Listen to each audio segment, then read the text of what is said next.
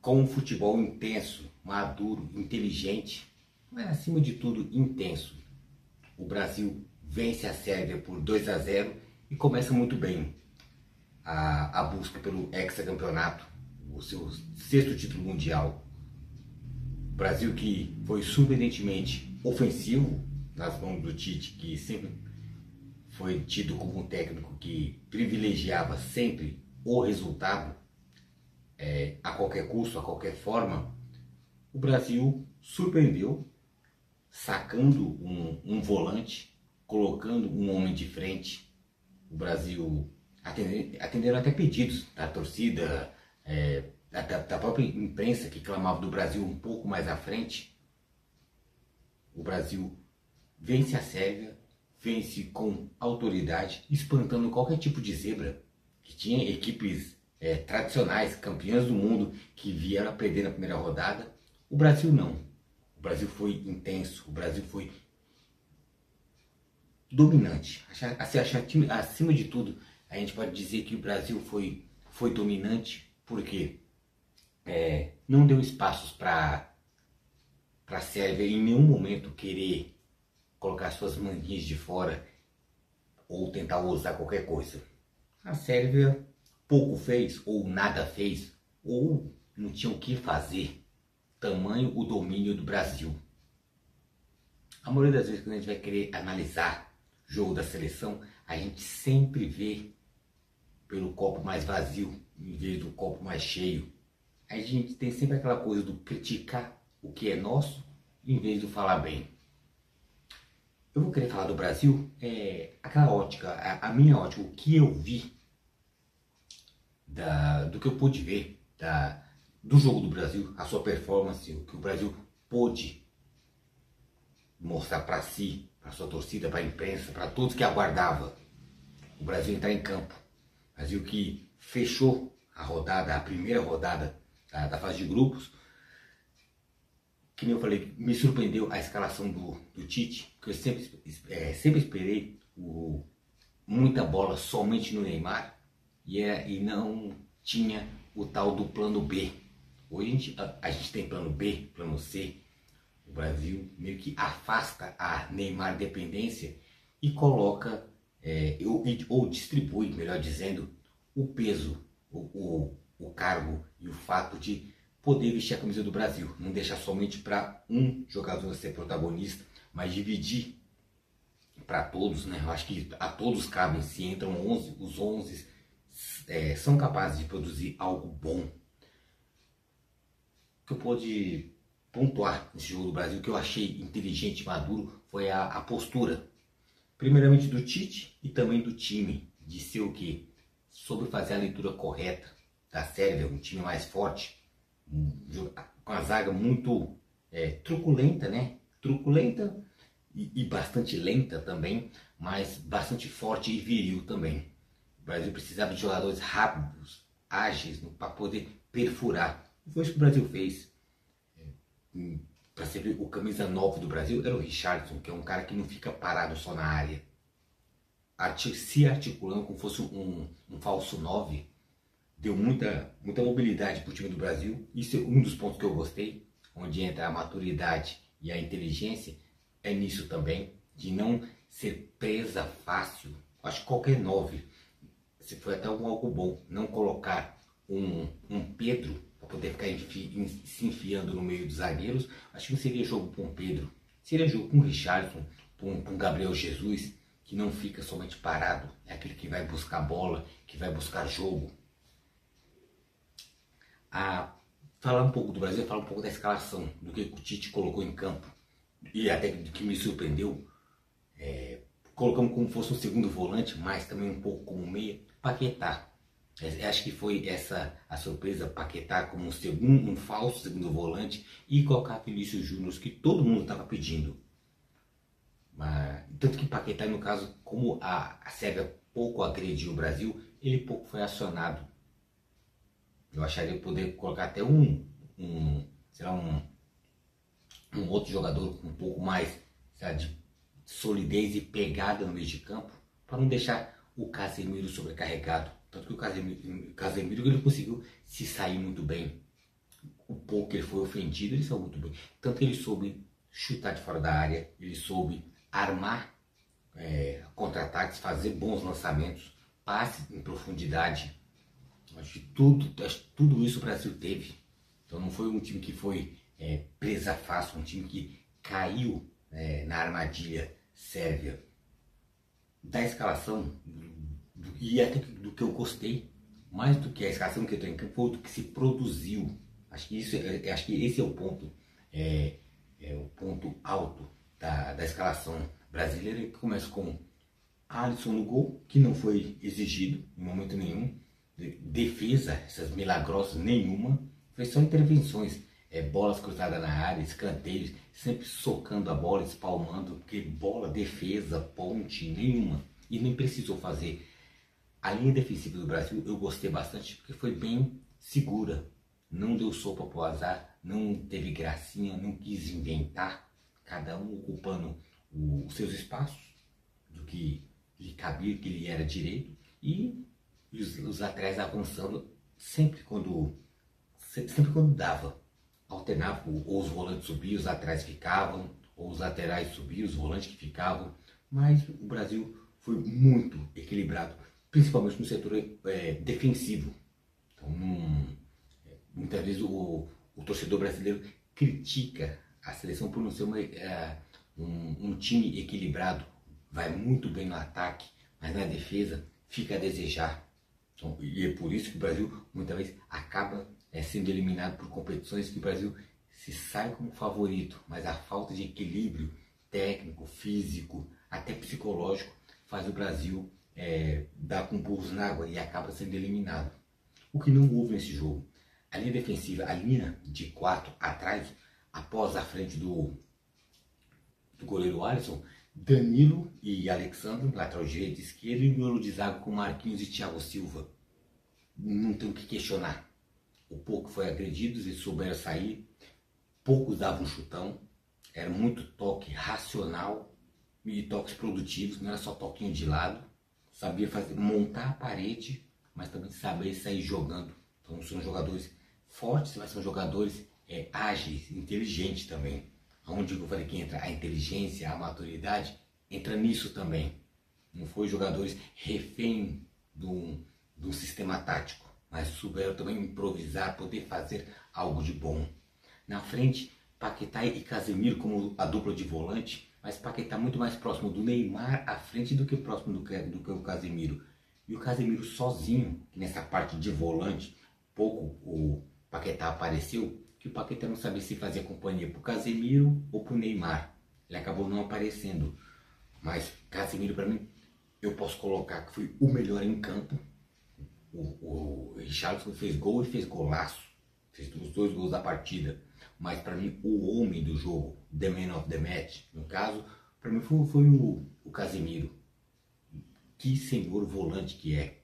Uma coisa é você jogar no Real Madrid com o Modric, com Toni Kroos, mas você jogar, pode-se dizer, sozinho na volância do Brasil e dar conta de tudo. Muitos dizem que mas a Sérvia não é nada.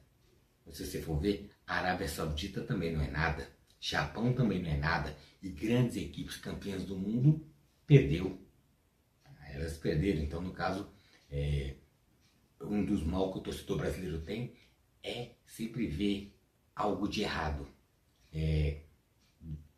Muitos vangloriaram mais a vitória da Inglaterra por 6-2 no Irã, o 7-0 da Espanha na fraquíssima Costa Rica, mas não enaltece o 2-0 do Brasil firme, correto.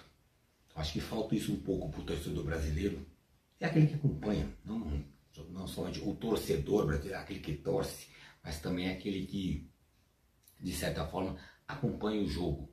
Não somente criticar gratuitamente, mas saber reconhecer que o Brasil sim jogou muito bem. Continuando a escalação, o Neymar. Neymar que jogou como na função de 10 para poder municiar o ataque. Jogou bem no primeiro tempo, chamando muito o jogo para si, mas no segundo tempo, até com as sequentes pancadas que ele levava, eu achei que caiu o rendimento. E até a hora que ele se machucou e teve que sair. Mas eu acho que para a próxima partida, com gelo no tornozelo, eu acho que ele volta a jogar. Acredito e espero, até pro bem do futebol do Brasil, que ele continue jogando sim. Porque o Neymar tem que se portar não somente como protagonista, mas também como uma válvula de escape até para os outros jogadores. Ele assume a responsabilidade e meio que tira a responsabilidade dos outros. Nisso o Brasil tem a ganhar porque os jogadores ficam mais soltos. Saber que tem um escudo chamado Neymar, é nisso, e sendo municiado por um Neymar, eu poder produzir melhor e maior o meu futebol. Tendo o Neymar na função de 10 e tendo à sua frente Rafinha, Vinícius Júnior e Richarlison, para mim um senhor ataque, o Brasil se deu muito bem. O Brasil não massacrou a Sérvia e também não precisou. O Brasil foi inteligente e maduro porque o Brasil foi intenso os 90 minutos, não tirou o pé e também não precisou forçar. Foi intenso, mas não precisou forçar uma coisa até descabida ou indevida. Não foi aquela coisa massacrante.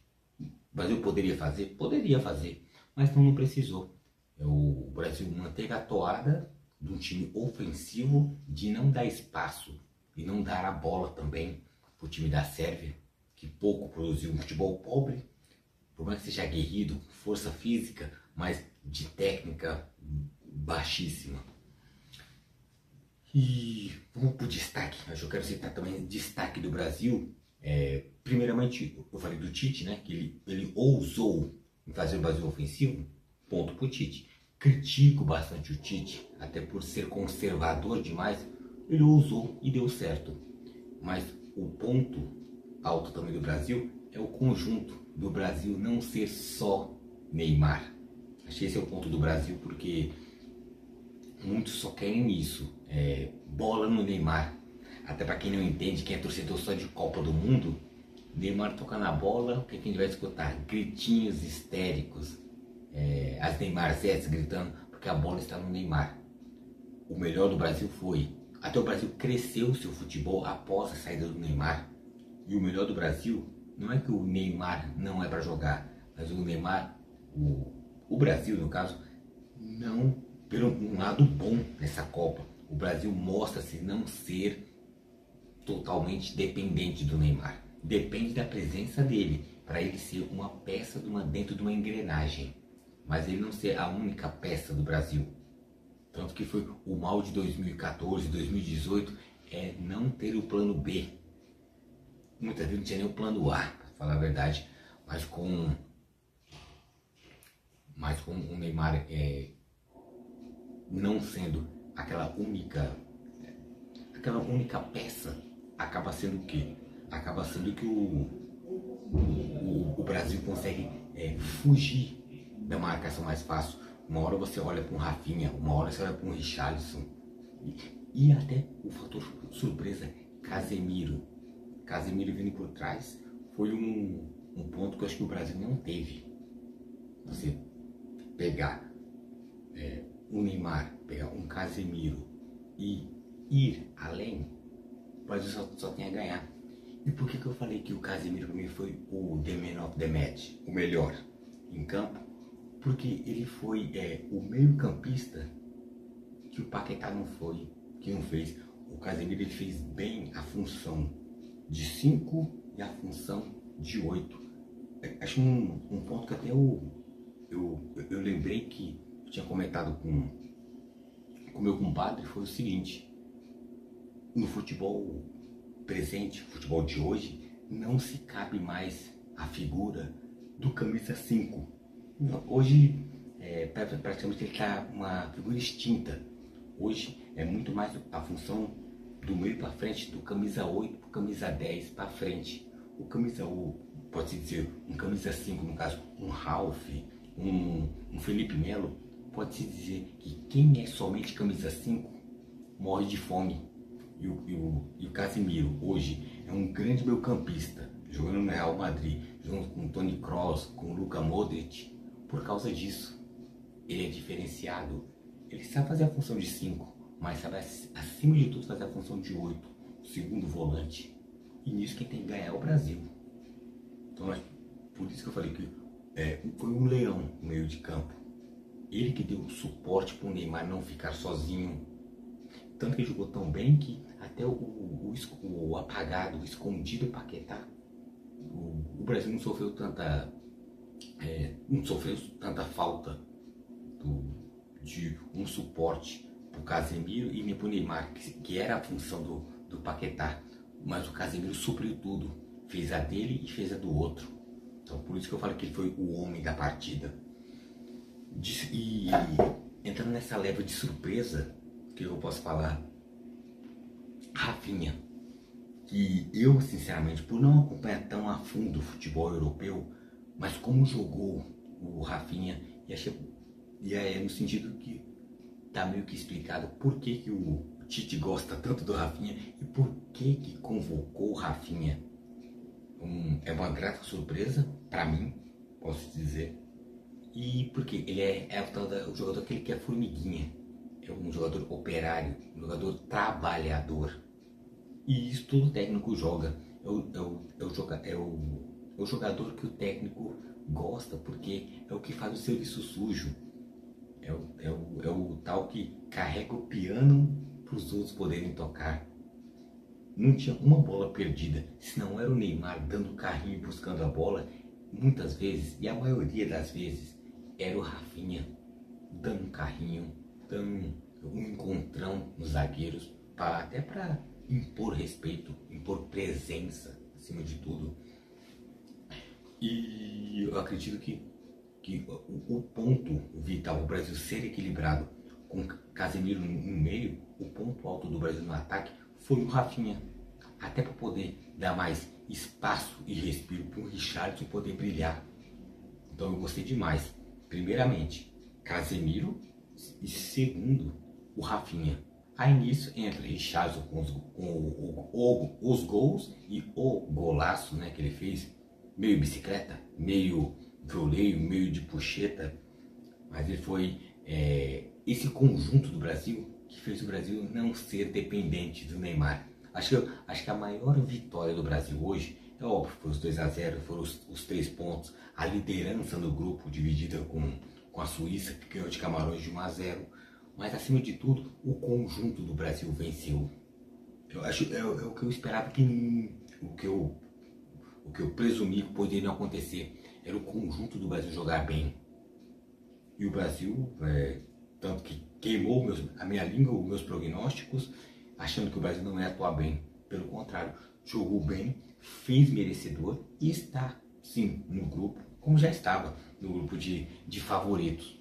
Então o Brasil é merecedor, sim, de estar onde está.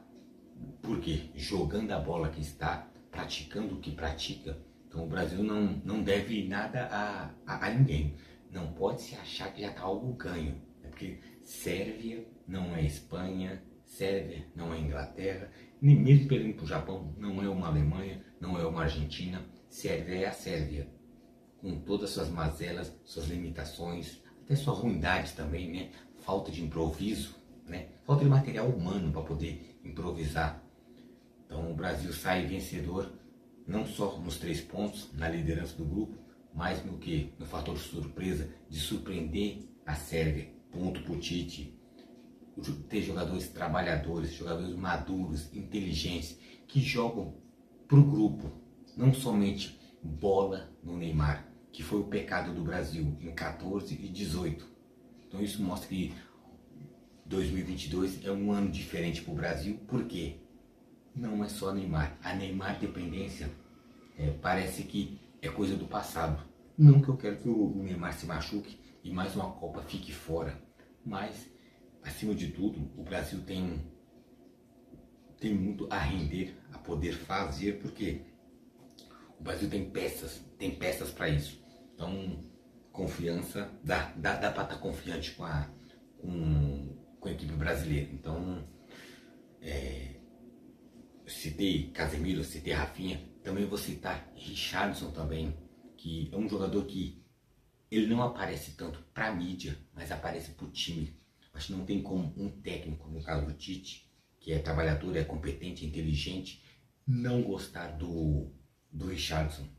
Porque o Richarlison é um jogador que ele é o tal que ele joga quando está em campo, quando ele não está em campo, ele não atrapalha o ambiente. Um cara que tá, tipo assim, ele curte estar com a seleção. E quando está em campo, se compromete, faz por onde, é trabalhador, não se acomoda. Era o camisa 9, mas não fica na banheira, vai buscar jogo. Então esse é o time do Brasil. O maior trunfo do Brasil, bato nessa tecla, foi o conjunto. Foi Richarlison, foi Rafinha, foi Casemiro, foi Neymar, um pouco abaixo no segundo tempo, até a contusão. Mas cito pouco o setor defensivo porque não precisou. Acho que não precisa, quando você não é ofendido, tem uma coisa boa. Geralmente o zagueiro, o goleiro, quando aparece, dificilmente é para coisas boas. Ou é um passe errado, um carrinho mal dado, um gol contra. Quando juiz, goleiro e zagueiro não aparecem, é que as coisas estão bem. E esse é o Brasil. Quem tem que ganhar é o Brasil mesmo. Com as suas peças ofensivas, com um time defensivo equilibrado, que não sofra ameaças. E nem deveria o Brasil sofrer ameaças na partida contra a Sérvia. Nem caberia. Como eu falei que o Brasil é o último... foi o último jogo da primeira rodada para fechar essa primeira rodada. O Brasil que lidera o grupo com 3 pontos juntamente com a Suíça, né? O Brasil ganhou de 2-0, a Suíça ganhou de 1-0 de Camarões por 1-0, o Brasil venceu por 2-0 a Sérvia. Então é Brasil, Suíça, Camarões e Sérvia. Só passam 2 de cada grupo.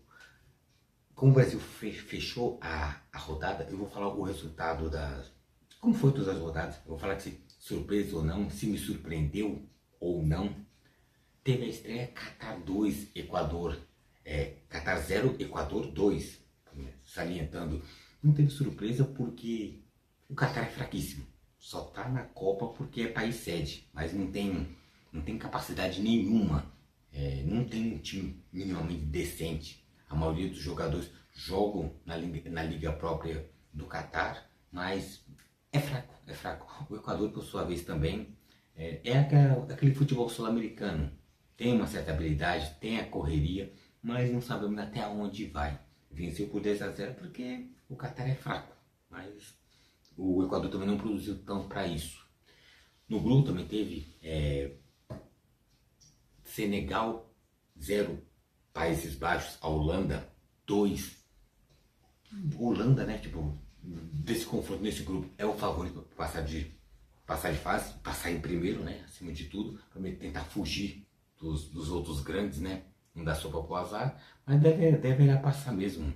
Equador, Holanda, talvez Equador e Senegal irão brigar por uma segunda vaga, mas a Holanda passa fácil. No grupo B teve Inglaterra 6-2 no Irã, um jogo carregado de, eu acho que mais tensão no bastidor, ainda mais clima político, né? Uma equipe islâmica e outra equipe lá uma equipe forte europeia, né? Tem todo esse embate religioso, político, futebolístico, mas a Inglaterra sim é melhor do que o Irã. Foi 6-2, foi dentro da conta. 6-2. E na outra partida do grupo, Estados Unidos 1-1 com Gales.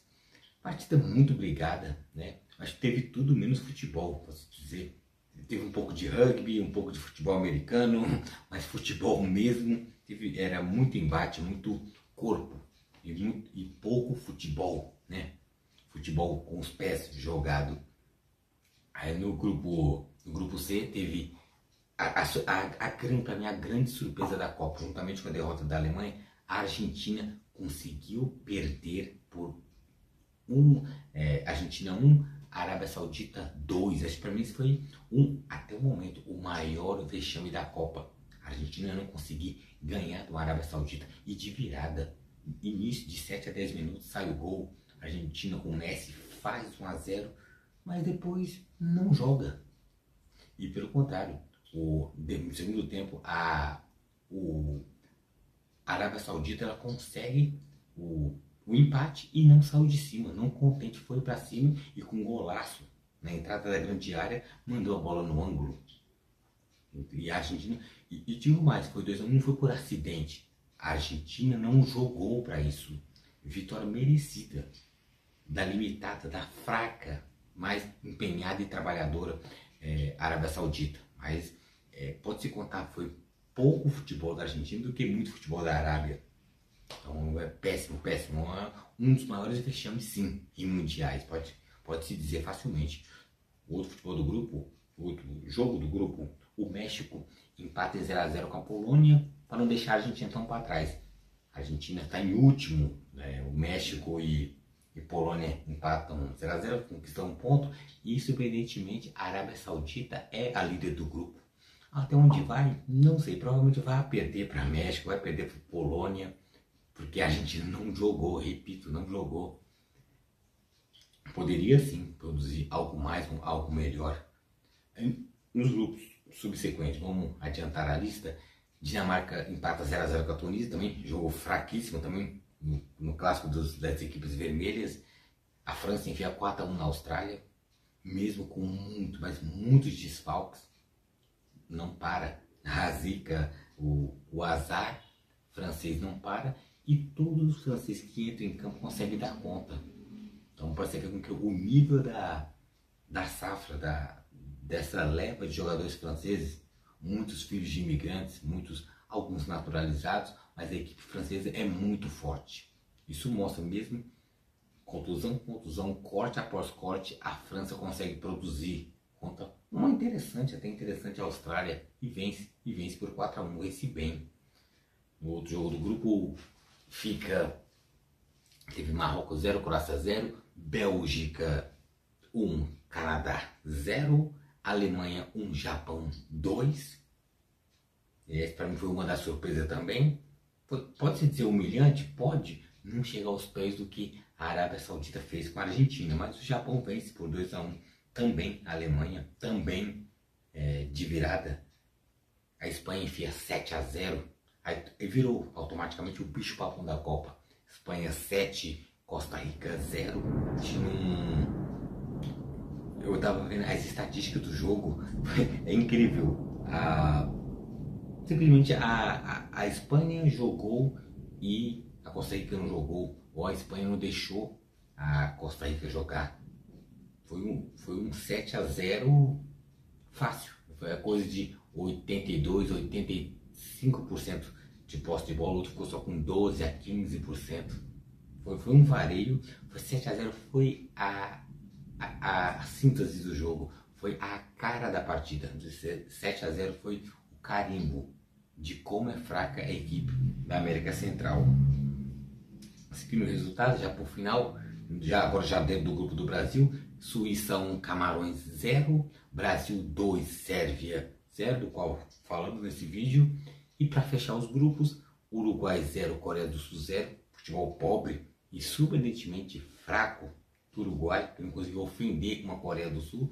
E fechando tudo, Portugal de Cristiano Ronaldo vence Gana por 3-2, um jogo que teve tudo para ser fácil a Portugal. Futebol não conseguiu acabar o jogo logo, teve muitas doses de emoção no final, mas Portugal 3, Gana 2, Portugal lidera a chave.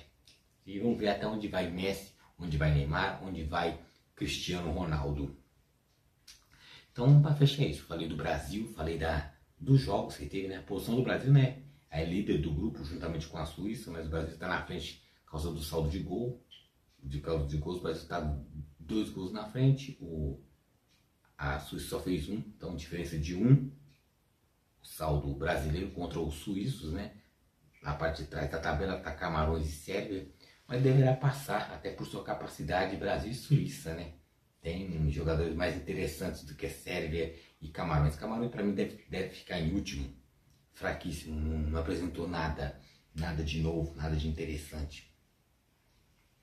Dos resultados, vamos falar falando do que o Brasil produziu, também vamos falar dos jogos, que sempre o Brasil vai ser um dos últimos grupos, então o Brasil fecha a semana, o Brasil fecha a rodada.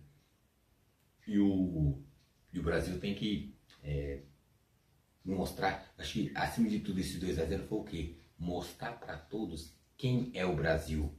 Porque a Argentina é isso aí. Acho que não muda muito. Surpreendentemente, a Alemanha assustou a todos, perdendo para o Japão. Mas em Mundial, a Argentina é isso aí, não foge muito de ser isso. Então, não me surpreendeu. Me surpreendeu foi a passividade de alguns jogadores, muito criticado, o Rodrigo De Paul, né?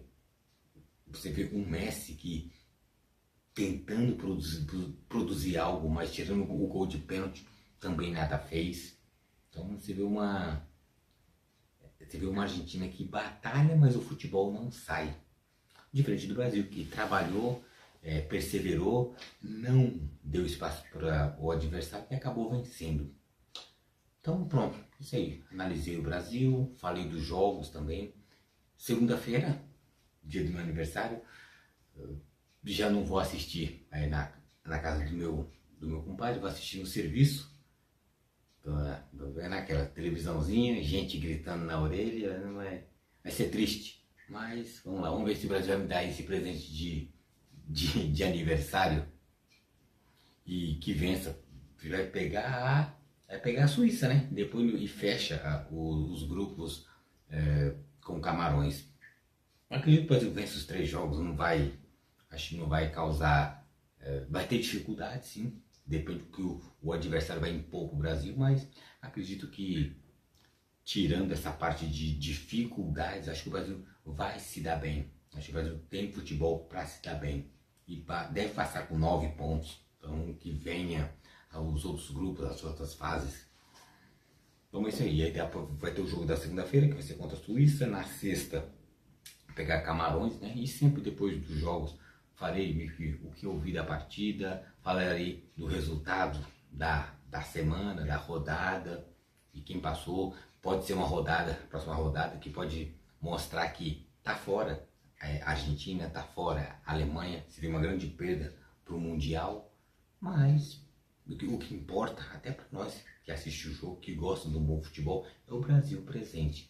Se puder ganhar de seleções grandes, que ganhe. Se for com as pequenas, que ganhe jogando com as pequenas também. No final das contas, o que vale é a taça levantada. Ninguém quer saber se você está pegando um Catar, ou uma Argentina, ou uma Alemanha, ou uma Suíça, ou um Uruguai.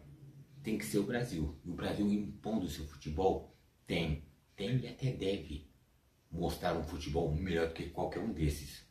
O Brasil não mostrou plasticamente, ou até no resultado, que o Brasil é melhor que muita gente, mas com a firmeza, equilíbrio, inteligência, maturidade, mostrou que o Brasil é sim candidato ao título da Copa do Mundo.